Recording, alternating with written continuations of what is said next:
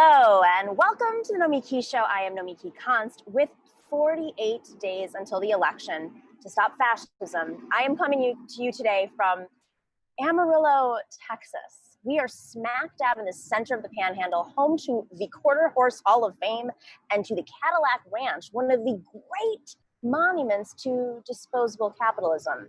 It's a ranch of trashed Cadillacs sprouting out of the ground, covered in graffiti. As Paul Robeson used to sing, "That's America to me.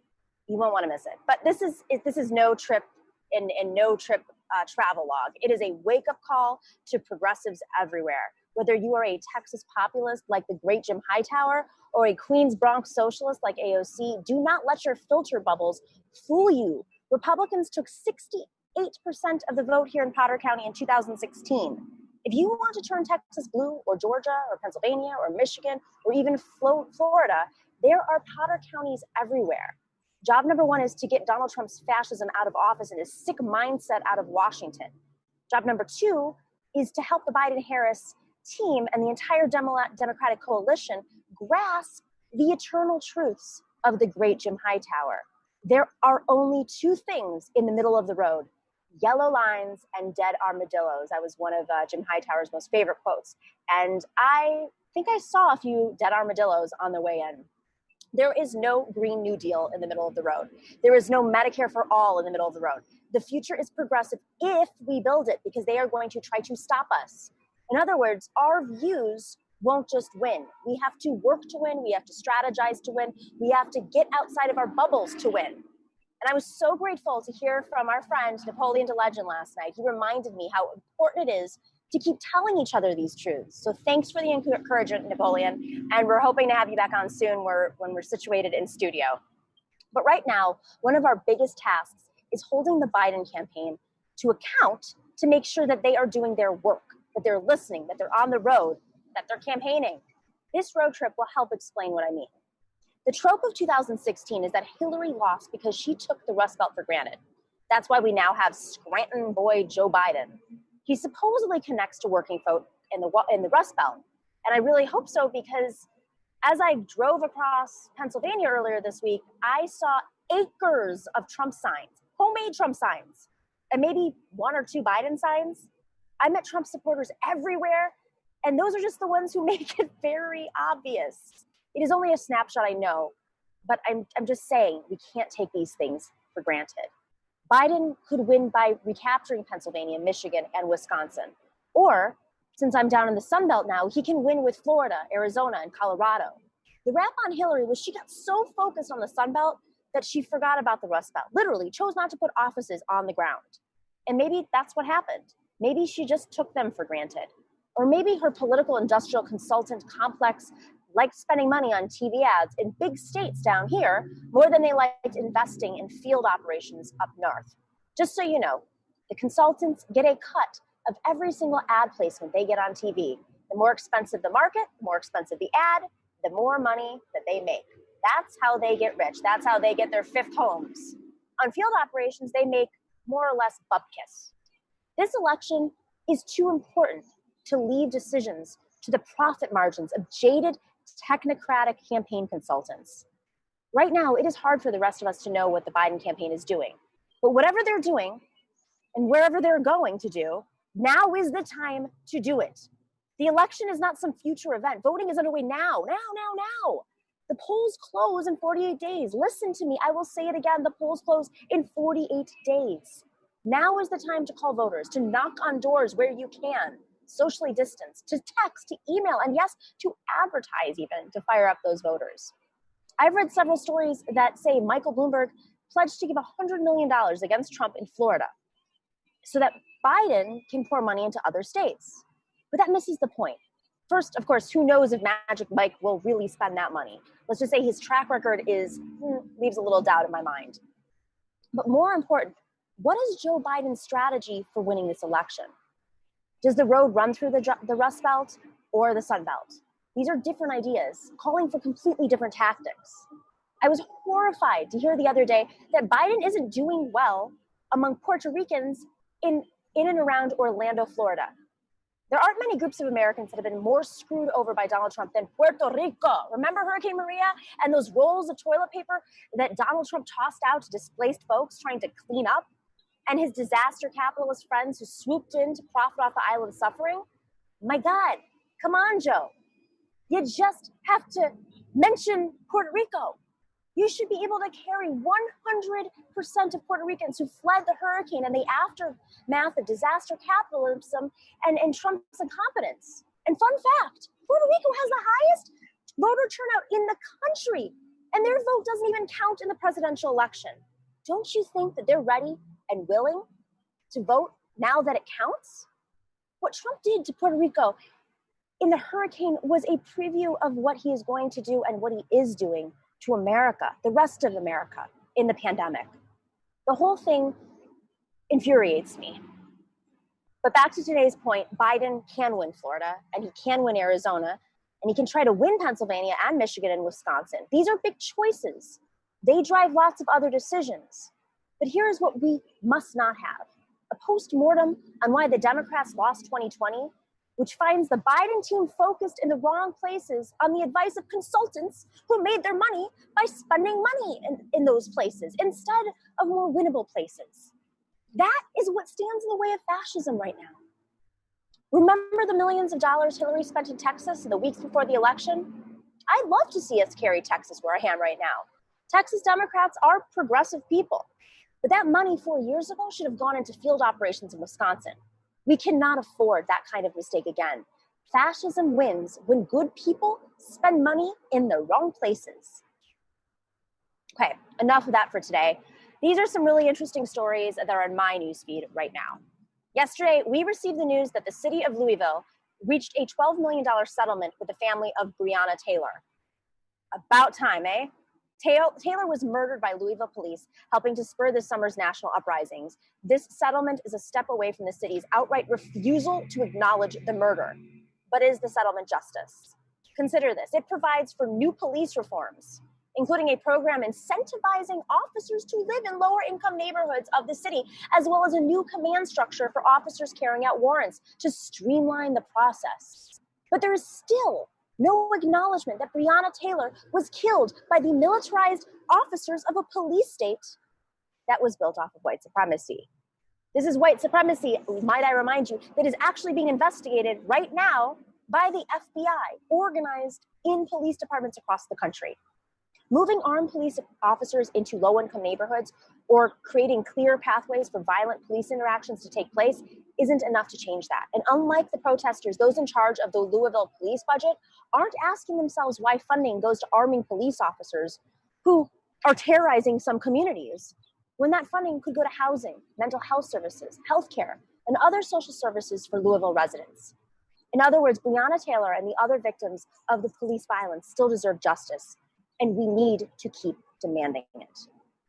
A Wall Street Journal article found that underinsured or uninsured COVID-19 patients continue to face serious financial barriers in healing from the virus. Are we shocked? Many on Medicare without supplemental coverage find themselves without access to the care they need. Others are hit with the, quote, austerity by red tape, forced to jump through hoops in paperwork as they battle the illness. Even patients with insurance have been wrongly billed directly by their hospitals, and those relying on government funding for care have been told too late that this care doesn't cover an important treatment or procedure. Of course, with high levels of unemployment caused by the economic crisis, many people find themselves without insurance from their jobs, so that many Americans are uniquely at risk to suffer both financially and in terms of health from the devastation of the virus. But Joe Biden and other establishment Democrats still ignore the imperative of Medicare for all. Just one of the many reminders that they're not always on our side and that we need a real opposition party in this country. We have an amazing show today. Our panel is Nabilah Islam. She is a reoccurring guest. She is the founder of the Progressive List, and she's the national organizing director of Matriarch. She was a candidate in Georgia, one of those important states that we may or may not be investing in. She ran for Congress just a few months ago, came very close. And then we have Jordan Zakarin in the panel. He runs Progressives Everywhere newsletter. He's a reporter and editor with The Observer. But first up, we have Vincent Bevins. He is the author of The Jakarta Method. We're going to be talking about his book and the importance of why pretty much every progressive in this country needs to read this book and learn about the tactics that have been used for generations against those who challenge capitalism. These are tactics that have been used by the state to fight off what they consider communists, but what many think are just, in many cases, unions and organized labor and organized working people on the ground. It'll be a really interesting conversation. So stay tuned, stick around. We'll be back right after this break with Vincent Bevins.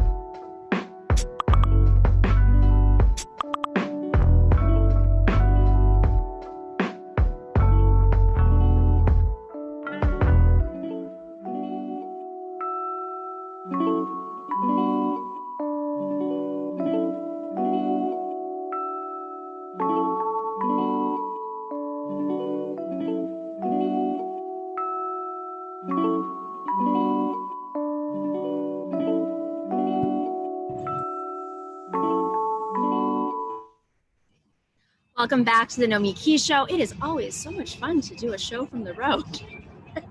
Let's see what can come up tomorrow when we are in Albuquerque and Santa Fe. I am so excited about our next guest. I have been listening to his interviews, reading his interviews on his book. I think it required a tremendous amount of research, really impressive work.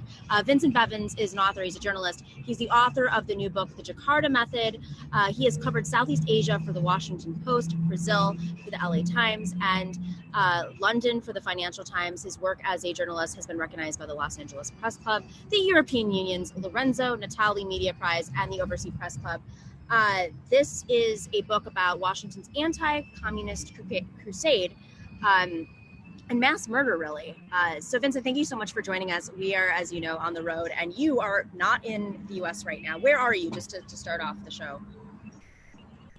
Yeah, hello. Yeah, I'm in London. Thanks for inviting me. I was in Sao Paulo for most of this year, kind of accidentally stuck there because of the coronavirus, and now in London, which is like where I live as much as anywhere else at the moment. So this book it required a tremendous amount of research. You ended up working in Indonesia, but you had previously worked in Brazil, and through your work in Indonesia, you uncovered these stories, personal stories, and just a history that had been kind of left out of, American history, I guess you could say, from the mainland. But it intersected with your work in Brazil. Can you talk about what led you to uncover this mass murder, essentially? Yeah, so absolutely. So I was in Brazil for 6 years as correspondent for the Los Angeles Times, reporting on sort of the collapse of the Workers' Party social democratic project that was started by Lula, and then under Dilma fell apart very catastrophically. And then I went to Southeast Asia to cover that whole region for the Washington Post, and I was based in Jakarta, looking most closely at Indonesia, and I found that sort of every story that I was doing about Indonesia or about Southeast Asia in general, right below the surface was this very violently and purposely repressed story of the intentional mass murder of approximately 1 million innocent civilians with the active support of the United States. And then, in terms of the population, I mean, 1 million is jarring, right. But how large is the population of Indonesia, at least at that time? It is, at the time, it was about a little bit more than 1 million people. So now it's the fourth largest country in the world by population. At the time, it was still very big, but in places like Bali, which was the worst hit, at least 5% of the population was killed.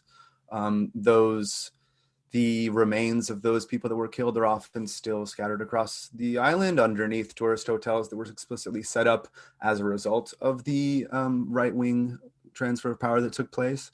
So to get back to your question about the connection to Latin America, I found that there were real intersections with the stories of coups in South America that I think English speakers probably know a little bit better, in Chile and in Brazil, in Argentina. And one sort of unexplored corner of this history that I wanted to look at, sort of to bring the whole book together, is that this mass murder of the Indonesian Communist Party in 1965, which I argue was maybe the most important victory of the Cold War for the side that ultimately won. It was seen as such an obvious victory for Washington and for Washington's allies around the world that people took inspiration from it. So in Brazil and in Chile, you had the use of the word Jakarta to signify mass murder. So either Jakarta is coming was spray painted on the walls of leftists to indicate we're going to do to you what they did in Indonesia, we're going to kill you. Or Brazil had Operação Jakarta. In Central America, we had some indication. There were conversations about deploying the Jakarta Method also, when ultimately it was hundreds of thousands of Latin Americans that were killed by far-right US-backed regimes using the threat of communism as justification. This is in 1964, post-McCarthy era.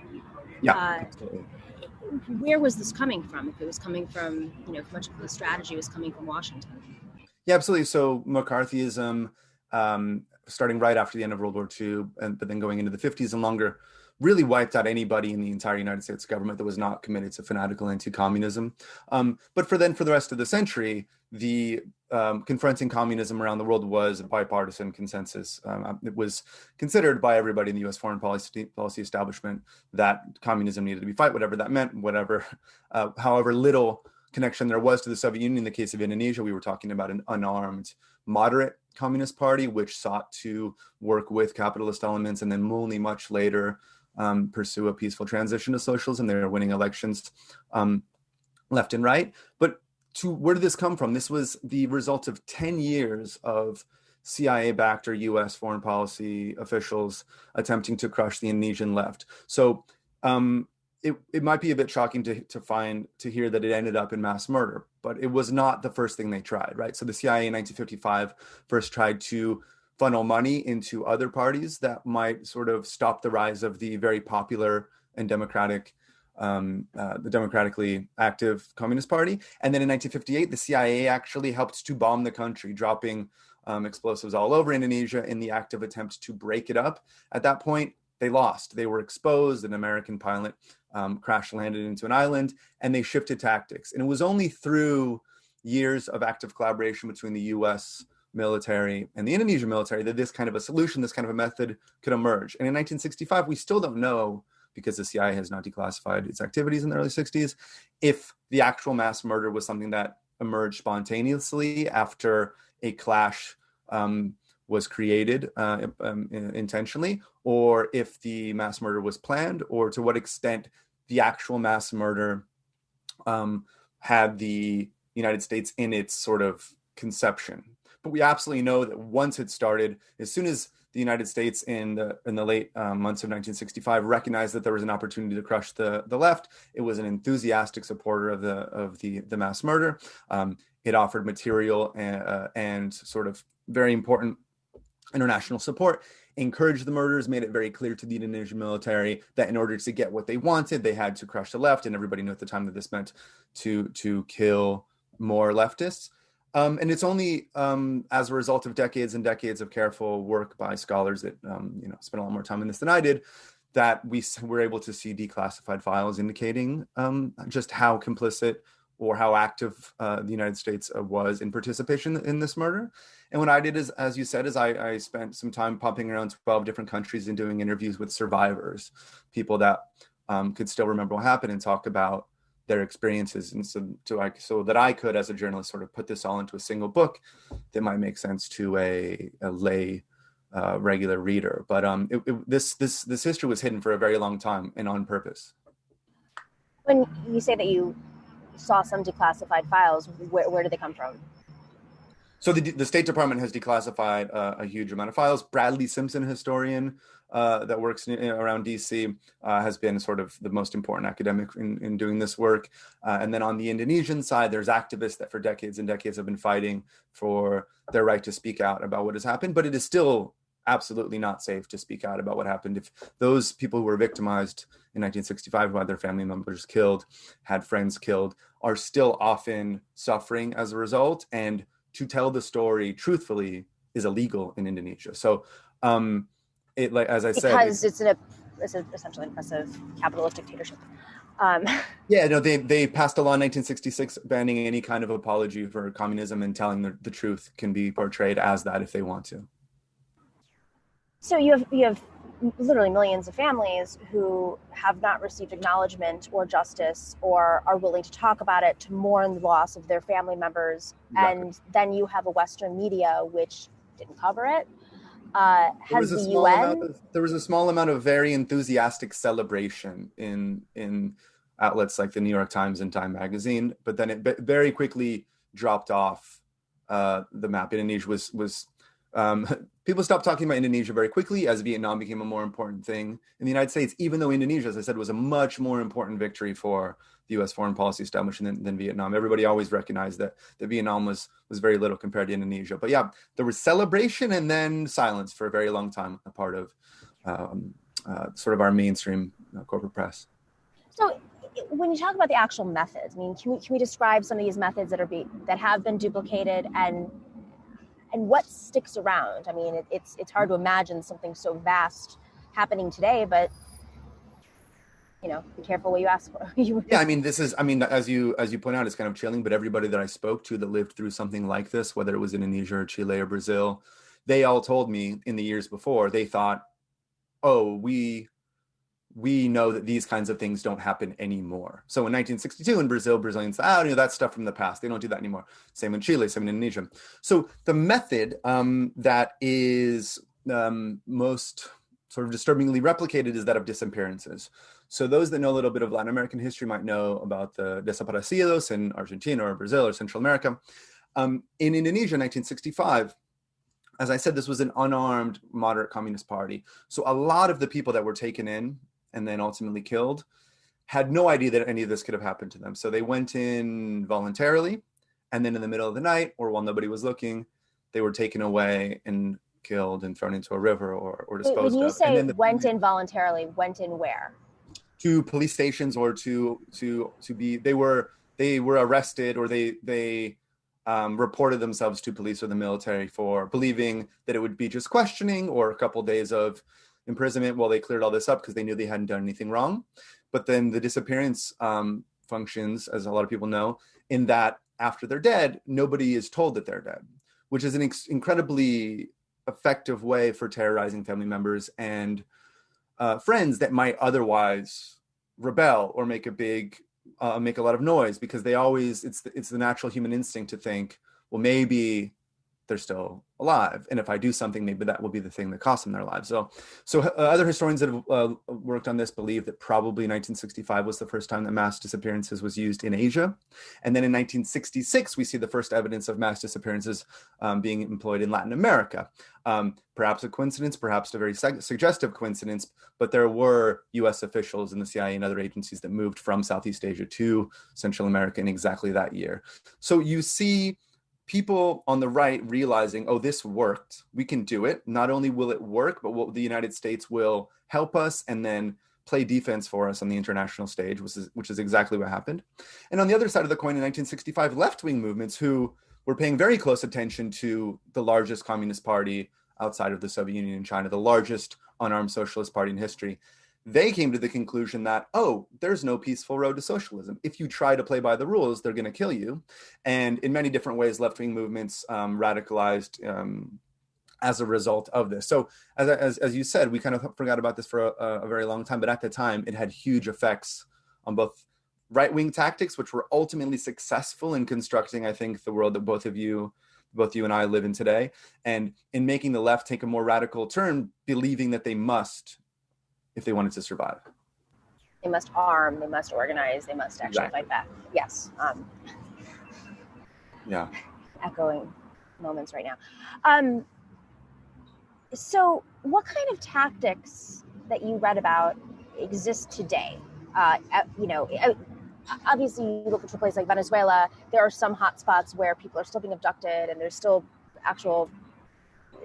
there are massacres that still exist on this planet.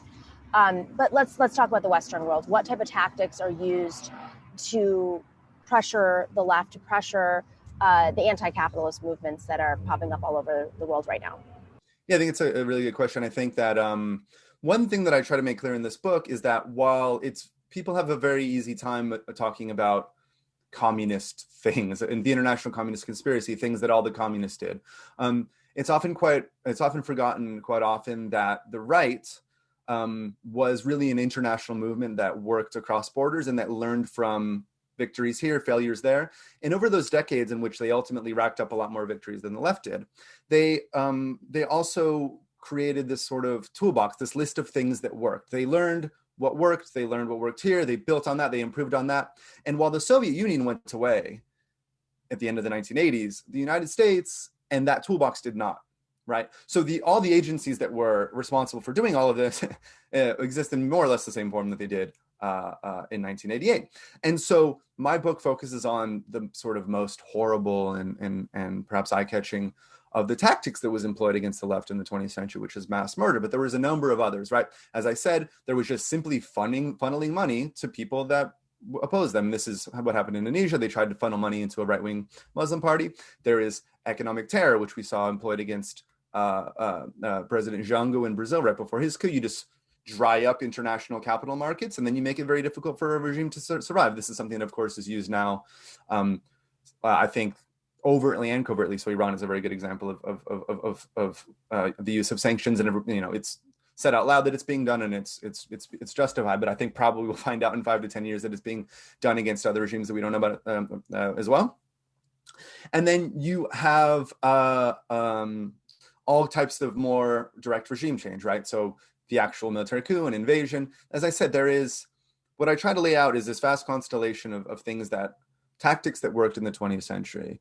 And I think anybody that reads that will probably come away thinking, okay, there's a lot of things that echo with the 21st century, and they should. I mean, we still have a world that is led by the United States as as by far the most economically and militarily predominant power. You spent, was it 3 years collecting stories on the ground? Yeah, I did. How were you able to, I mean, you're a Western, you're an American, and this is a colonized land. How were you able to build those connections with folks and really get them to reveal stuff that could cost them, you know, I don't know if they break the laws, does it cost them their life? Is it a fine? I'm not sure what the punishment is, but it takes a lot to be able to get on the ground and speak with folks, especially if you don't speak the language, or I know many speak English, but. No, I did interviews in Indonesian, Spanish, Portuguese, and then only English in rare cases. But no, that's I spent a lot of time making sure that I could get the interviews, and I spent a lot of time, and I worried quite a bit that I would be doing this in a respectful way. So in order to get the interviews with Indonesians, what I did is I slowly went to all the organizations that deal with survivors, still sort of advocate for their goals now. And now that the book's over, every once in a while I try to raise some money for them on Twitter. But I introduced to them the project, who I was, and I was very honest with what I wanted to do. And it was only after they all said, yes, this is something we want to exist, that I went to the next step. But even that next step consisted of living near the survivors for weeks and then months, slowly figuring out who actually wanted to talk to me, who didn't. And anybody that didn't, I didn't press it. I figured out who really wanted to tell the whole truth and who did it. And those that really understood, okay, I know what this is. I know who Vincent is. As you say, he's an American, but you know, maybe he's sympathetic to the story, or at least he'll be fair to me. Only then finally did I do the many interviews from which that I selected to make the book. But I mean, that if I didn't do that, sort of taking the real time to make those connections and make sure that I was doing it right, I probably could have done it in a year instead of 3 years. There's probably an extra 2 years of finding the people that could really bring the story together and making sure that I was doing the interviews respectfully. When did the Jakarta Method end? When did we stop fully using this method? Yeah, I mean, I delineate it in a quite narrow way. So I talked about anti-communist mass murder from 1945 to 2000. When the Soviet Union falls, and then the last sort of example I use in this map that I draw of all these programs in the end is Colombia, which goes after the end of the official Cold War, same with Guatemala. At that point, there is no longer communism as the justification. Although we may see it come back in the United States and Brazil, it's certainly come back with who knows how the U.S. will confront China in coming years. But historians that study U.S. history from an even wider perspective that I do, link the war on terror in the beginning of the 21st century to the Cold War, and they link the Cold War to a much larger story of U.S. militarism and aggression going back to basically the colonization of North America, right? So Audern Westad, who's a really good historian, whose books I recommend, argues that this method, it takes, there's certain inflections. The enemy is officially communism from 1945 to 1990, but really this fits into a larger story of the European colonization of the global South and the United States of America as a very militaristic white settler colony that ends up taking over for Europe in a sort of informal colonial relationship, which I still think dominates. But as you say, you could see something like this come back. We certainly saw a lot of Muslim lives discarded or treated as if they were not valued because of some link to some kind of a global international terrorist conspiracy. I think you can draw a pretty straight line from that. And you could also see with Bolsonaro or who knows, arguably what's happening in Bolivia right now could be regarded as anti-left terror and on a much smaller scale, but it could escalate. So I think it ended sort of in the 2000s, but as a larger ingredient in U.S. hegemony, it's still very much with us and could come back in a big way. I think it must have been just today. I was listening to a report of a Colombian leftist now apologizing for how they treated. I was kind of jarring, actually, just to see an acknowledgement on the left side of how they treated politicians during the war in 2004. I think it was when it was this one incident had happened. But I mean, it's it's interesting to see how they want to adapt their strategies, and they're trying to learn from the past 20 years, maybe in reference to how the left responds in this moment in Bolivia, in Brazil. I'm not sure. It's just something to think about, hearing that report. But this is such an interesting book in terms of like the moment that we're in right now. It's hard to predict these kinds of things, but what tactics do you think could potentially be used in the future, given the environment, the lessons, honestly, even social media, with all these tools at our disposal? What do you think could still be used? Well, if you're talking about the United States, I think the thing that echoed most clearly to me in the last 6 months is the use of the intentional misinformation, which claims that the opponents of any given regime or the people on the streets are actually part of some dark international cabal. And once you claim that, that's enough to treat them as less than citizens, if not less than human, right? So that's one of the tactics that I said is in that big toolkit that works. If you look at the coups that are carried out, Iran 53, Guatemala 54, Brazil 64, Indonesia 65, Chile 73. The CIA learned very quickly, and they weren't the ones who invent this, that if you want to crush your enemy, it's very easy that you should use your position of institutional power to spread insane lies about them right before, and then now you have a justification. And then maybe people are battling those lies, but after you've won the war, now the battle is happening at the discursive level. You've already won, and now people are just challenging whether or not your justification is right, or if there's actually deeper truth. And this is a battle we've been fighting in Indonesia for 50 years, and those people never got justice, and they certainly didn't get the more just society that they were fighting for in the early 60s. So I think that in the era of social media, that kind of disinformation that is often top down and intentional is as dangerous as ever, if not more. And as I said, everyone that I ever spoke to who lost a family member or a friend believed a few years ago that kind of stuff didn't happen anymore. The people that you spoke with, the victims, I mean, 1 million people, I'm assuming they weren't all high-level folks. I mean, No, how low did it go in terms of the murders and the capturing of folks?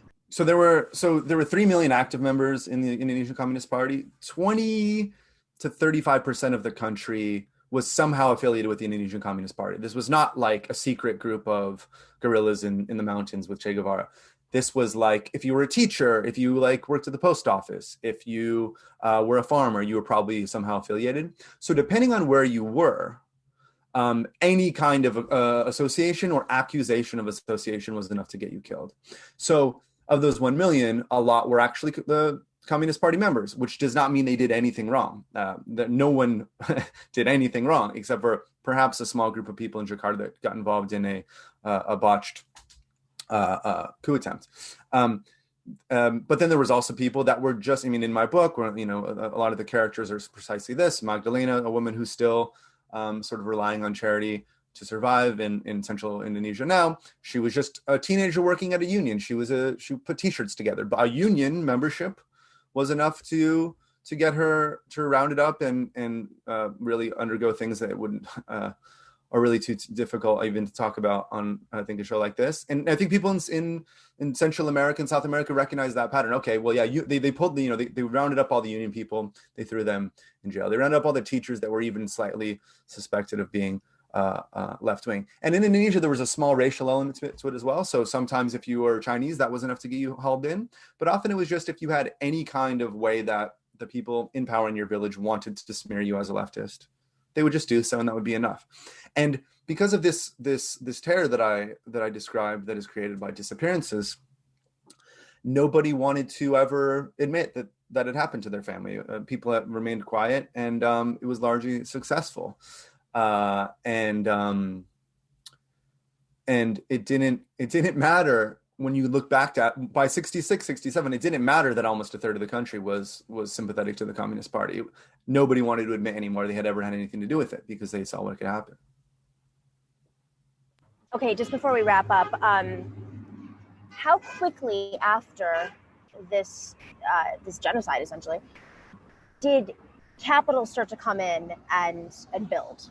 I mean, really, really quickly, and it was all the people you would expect. It was major U.S. corporations, oil companies, all the big famous companies. They were pouring in to Jakarta for swanky business conferences in nice hotels, as another 1 million people were still being kept in concentration camps, tortured and starved, simply for their political beliefs. So all the big names are there. I describe it in the book. But through doing this, dictator Suharto, through crushing the left and taking power, and through consolidating a far-right capitalist regime, he immediately was welcomed with open arms into the community of, quote unquote, the free world, right? He was immediately given carte blanche to do what he wanted in his own country, as long as he had a good relationship with Washington's foreign policy establishment and U.S. business community. So he ended up being one of the most corrupt leaders in history. He ended up invading East Timor, killing a higher population of that country than Pol Pot killed in his own country. And the United States, as I described earlier, played defense for him on the international stage until the very end of the Cold War. And right away, oil companies and U.S. big business interests were having a great time making deals in Jakarta. I think there's a big conference in '66 that I think that I describe in pretty elaborate detail. It's that fast. Yep. Unbelievable. Vincent, I wish we could talk for much longer. This is a really fascinating book, fascinating work. Maybe we'll come back for round 2. Hopefully it's a great warning for everybody.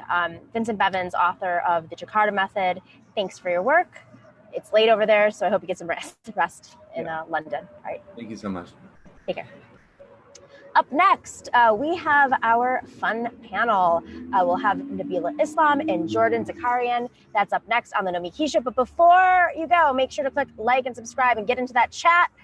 We're watching the chat. I don't know, is Harvey K in the chat? He likes to show up in the chat every day. So hopefully he's causing a fuss in the chat right now. But thanks to all of you, and make sure to go to patreon.com/The Nomiki Show. Show us some love. That's how we're able to do this show on the road. Up next, we're on with our fun panel.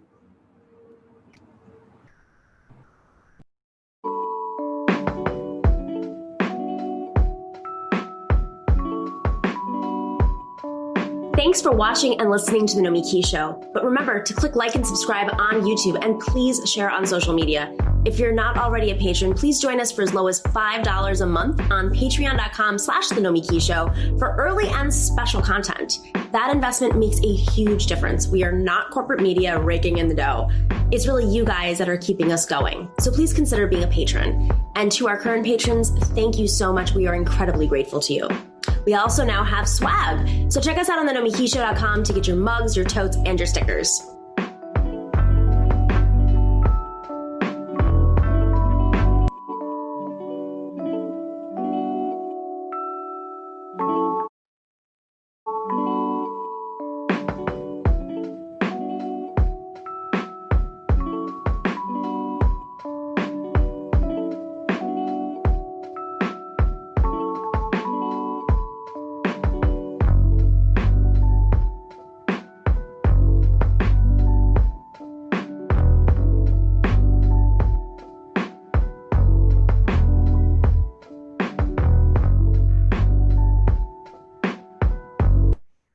Welcome back to the Nomiki Show live from Amarillo, Texas. Yes, deep in the heart of Texas. What other songs was I told to throw out there? Down in the West Texas town of Amarillo, not El Paso. I was told to drop all these Texas song references, and I don't know. I don't know them. We are on with our fun panel here. We have Jordan Zakarin, first time on the show. He runs the Progressives Everywhere newsletter. He's a reporter and editor at The Observer. And we have, of course, Nabilah Islam, who is the founder of the Progressive List and national organizing director for Matriarch, which is working to elect working class women running for Congress, which she did just a few months ago and got super close, super close. Thanks, guys, for joining us. Thank you for having me.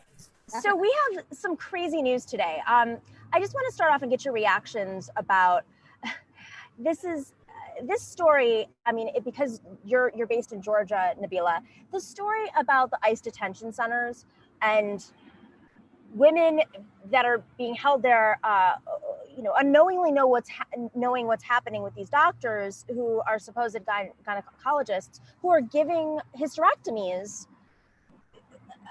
Like, we just had a conversation about colonial power in Indonesia, and I immediately thought of Puerto Rico. I mean, this happened all over the world, but in Puerto Rico, they did forced hysterectomies on women, 50 years ago, and these women are still alive. And it is seen as so archaic that we would be doing that, and let alone we're doing it on our own soil against people who may have been living here for years. It doesn't even matter. It's just barbaric. So Nabilah, I mean, you're in Georgia. What do you know about this? I mean, it's been shown that constantly that the worst abuses happen to the people with the least amount of rights, and those are our undocumented brothers and sisters being held at these private detention centers, such as the one in Irwin County, Georgia. I was actually at the press release yesterday where the nurse Don Mouton spoke out, and it was incredibly disturbing to hear the allegations that she was making, the things that she saw. Folks, these women were not being given COVID tests, even though people were, potentially they thought people could be sick. They were living in unsanitary conditions. This doctor that she referred to as the uterus collector was doing these mass hysterectomies for women, and they didn't know why it was happening to them. There wasn't actual consent involved. And look, we wouldn't have known about this if Nurse Mouton didn't speak out. And this is happening across the country. And what really gripped my heart was, she talked about, I'm a nurse, so I have an obligation to look out after people. But she also said, I'm also a mother. I have children. These are women being separated from their family. They have children too. And I'm so glad that she had the courage to speak up. I mean, it's crazy to me that there would be a doctor, let alone probably happening all across the country, as you mentioned, doctors who are willing to perform these hysterectomies, in many cases without women knowing what's happening. Jordan, I mean, you work in the progressive space. Was there any indication that it could ever get this bad? Did you ever think that we would be going back to a barbaric time where doctors in 2020 would be performing these hysterectomies? And it's a form of eugenics, essentially. A poll came out today, a study that said, 40% of young people in the United States don't really know much about the Holocaust or think it was exaggerated. And, it happened a little while ago, but it's kind of happening here, right? This is straight up like Dr. Joseph Mengele type stuff. And you don't want to believe that it can happen here, but we also have concentration camps throughout the country. I mean, there's nothing else to call them.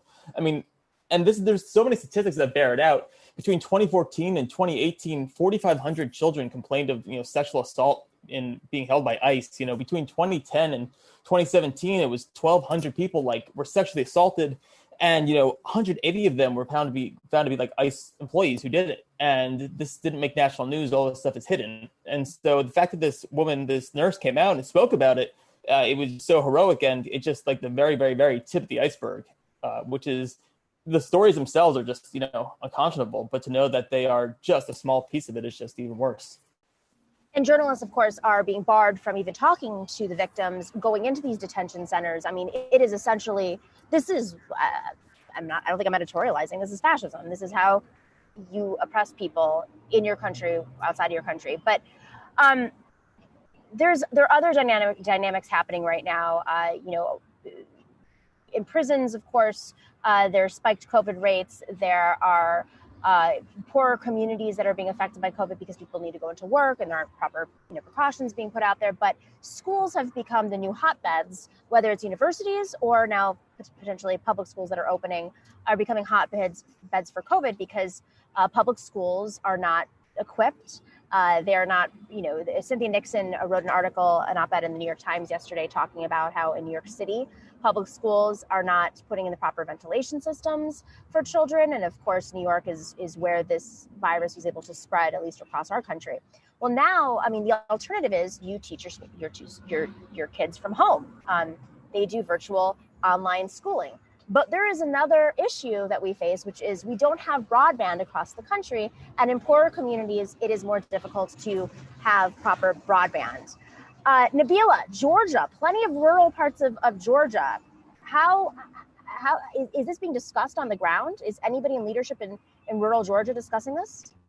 Our governor is Brian Kemp, which I'm sure everyone is very familiar with by now.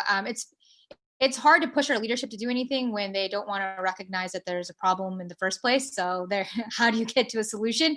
About 40% of kids in rural areas have a tough time getting access to having access to the internet. And so we have millions of kids. I think it's about 15, 17 million people just this year that don't have access to the internet. So there is a homework gap, as which they call it, and people are struggling to, finish their classes at home. I think there were some photos that I saw about a week back about some kids at a Taco Bell trying to finish their homework because they don't have access to the internet and trying to use their Wi-Fi. It's heartbreaking. These kids are going to be set back in a way that it's going to be really damaging to their education, and we have to figure out a way to how to address it. Like the internet should be a public utility. I think the UN in 2016 claimed, it said that access to the internet was a human right. And so it's sad to see that we can't make that a right in the US. Jordan, it's not just the internet. You have parents who are working, especially if they're on the front lines, and they're probably working, if they do have jobs right now, they're working multiple jobs potentially in some situations, or one job, or they're at home trying to manage their children. They've become teachers. And then there's the access to proper devices. So how much do you think that progressives, I'm not even gonna say Democrats, progressives are doing enough to discuss these types of issues? Well, I live in New York City, and there are now 100,000 kids who go to the New York City school system, which is over 1 million kids. They are unhoused. They don't even have places to sit and watch, the school if they don't go into the class. And so they don't have access to the internet. They do not have, anything, a place to do homework, a place to rest their head. And so that is a huge issue here. We talk about rural America. It's a huge issue here in the city. And I think that, we're seeing a big, a political war between progressives and mainstream Democrats. Bill de Blasio ran as a progressive, and, he certainly was, I guess, more so than Michael Bloomberg, but that's not hard.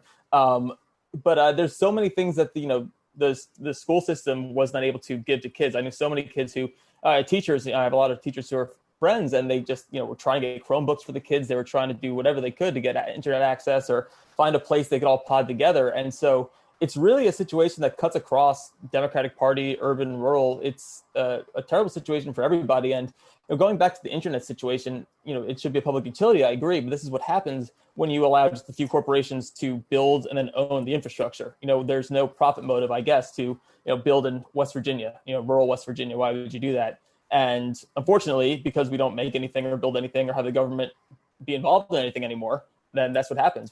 It's like we constructed this terrible infrastructure, and then the roof got blown off and it was entirely exposed. There's problems all over. That's a great point, because coming out of this, whether you're in a rural district, Amarillo, Texas, right outside, 5 minutes away from where I am right now is extremely rural, or you're in New York City, the inequity exists and it's going to be affecting different communities in different ways. But do you not see some sort of populist, progressive populist, and maybe even conservative populist bond happening, because people have to respond to their voters? If parents are annoyed that they have to they want their kids to go back to school in Texas because they don't have the ability to teach their kids. Maybe they don't care about COVID, but they care about the fact that they're being pulled from work and that they can't afford the devices. And then you match that with a family in Queens who has the same issues. I mean, isn't there an opportunity here for bipartisan action? I laugh a little bit, action being the laughing point.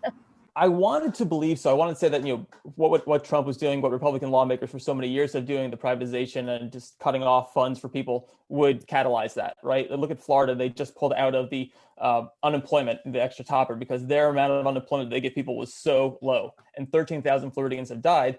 But what we see, the disinformation epidemic, people don't seem to believe, even when they are suffering, that they are suffering or that things are being done to hurt them. So I think that is our number one obstacle, because I do think that people generally are motivated by having help, by getting things for themselves, for their families, for their communities. But we now live in a world where if they can't acknowledge that there's a problem, we're not going to see any sort of movement catalyzed. Yeah, I agree with Jordan. Perception is reality. So if you don't see it as a problem, then you're probably not going to speak out for solutions. But I'm hoping that we're reaching an apex point, a critical point where parents will start to band together, whether you're conservative, Democrat, progressive, whatever, and for the sake of their own children, because a lot of people across the board are suffering in the same way. So I'm hoping that sooner than later. I mean, I think we're behind, but we really need to take collective action. Yeah, I would say Arizona is a place where there was one of the big teacher strikes in 2018, and that's a state that's looking to turn blue. And Doug Ducey has done a pretty terrible job with COVID, so that doesn't help them. But education and the lack of funding has really turned the tide politically there, where people who were suburban moderate Republicans are now saying, wait, we should have schools. We shouldn't be doing this 4 days a week. We should be able to have education for our kids. And so in places where the disinformation maybe isn't as high, it makes a big difference. Yeah, no, I agree. I will also say that these local issues are hitting hard this time around, right? Their kids, Republican moms that aren't able to get Chromebooks for their kids because their school didn't have funding to buy enough, and so they're running out. I think more than ever, people are really starting to see how their different parties are starting to address these issues. And so I'm hoping that, that is also going to be translated with people voting differently at the ballot box. We saw in Oklahoma, and I agree with you, we saw in Oklahoma, Missouri, they passed Medicaid expansion.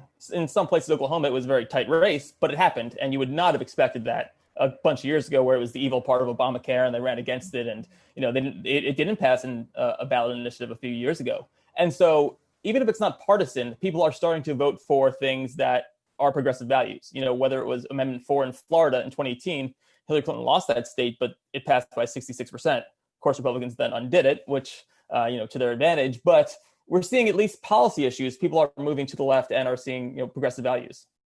That's a great point. I mean, as I've been driving across the country, I was in Oklahoma earlier today, and it is amazing to hear certain messages, whether it's Medicare for all or framed differently, however, the ideas, the progressive ideas, which I just think are populist ideas. I mean, coming back to the point, is there a way to come together on these issues rather than the party lines or even the faces, because sometimes that distracts away from the issues. They seem to be really clicking locally because the circumstances are just too dire. Even the idea of using the term Medicaid, I mean, people understand Medicaid, they understand Medicare. And if they realize expanded Medicaid means they have health coverage, then I don't care if it's Republican or Democrat, I don't care if it's AOC pushing it forward or not, it can resonate in Oklahoma, where healthcare costs are through the roof. So, I mean, it's just really interesting to see how people are processing. I really encourage folks to take a road trip whenever you can, but an election season is definitely interesting, because I saw an ad yesterday in Oklahoma that I have to share with you right now. It was bonkers. I can't believe it even got cleared. It basically was an ad of like, the communists are coming. And then they had Elizabeth Warren's face and AOC's face and Cori Bush's face and Nancy Pelosi's face. Basically, every outspoken woman in Congress who's on the Democratic side, their face is like, they're coming for you. And then it was like some white dude running for whatever he was running for in Oklahoma. So, again, that's how they're putting fear out there, but they're not talking about the ideas. But when you talk about the ideas and you meet people where they are, I think that's how you're able to bridge the gap. Before we wrap up, do you guys have anything to plug right now? Jordan? Yeah, I guess I'll plug. I have a newsletter called Progressives Everywhere, and you can get it at progressiveseverywhere.org or progressiveseverywhere.substack.com. I raise money and interview different candidates, down ballot candidates generally from across the country. A lot of swing districts, a lot of people running for local races or state legislature, trying to flip legislatures, trying to get past ballot initiatives passed. And so, just talking to people across the country. Awesome. Nabilah. I'm a very similar work. Check out the Progressive List at progressivelist.org. We're helping to elect progressives down the up and down the ballot, endorsing some few candidates this year, and then next year we're really going to get to work. And also Matriarch, I am the national organizing director. Please check out matriarch.org and please sign up for our newsletters and turn a contribution if you can. Love it. I echo that as a board member of Matriarch. Thank you guys so much. We want to have you back on if you're available. We're going to be doing these regular panels, especially leading up to the election. I think that they're really informative. Before we go, special thank you to MIDI Doctors for the Super Chat donation, and Harvey K, our famous guy in the Super Chat, mixing it up. I'm curious to see what debates he pushed today, and Bob, the moderator, who's doing great work. This is the kind of work that happens when you are an independent media operation. You have a community that is there backing you up while you're on air, making sure to take down the right wing. I can't say the words because they're gonna demonetize me, but the right wing going after you online. So thank you to the community. Thank you to all of you and to our guests, Vincent Bevins, Jordan Zakarin, and Nabilah Islam. Tomorrow we will be live from Santa Fe, New Mexico, in a democratic state where hopefully people wear masks, because I feel like I'm playing Frogger, except instead of getting hit by cars, it's like, will I get hit with COVID? I'm walking into a gas station. Stay away from the people without masks. So wear your masks, tell your family members, your friends. If you live in a red state, remind people to wear the masks. All right, we'll see you tomorrow. Thanks, guys. Thank you. Appreciate it. It's fun.